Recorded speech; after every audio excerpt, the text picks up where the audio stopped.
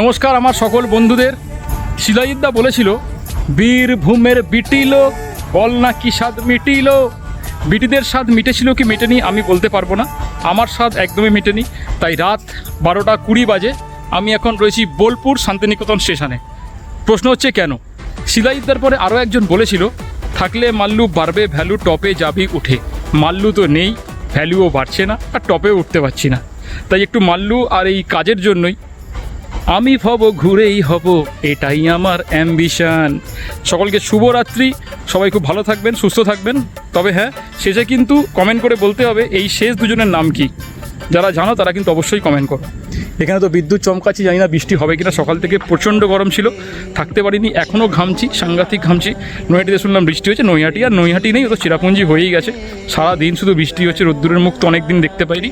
যাই হোক, সকলে খুব ভালো থাকবেন, সুস্থ থাকবেন, শুভরাত্রি।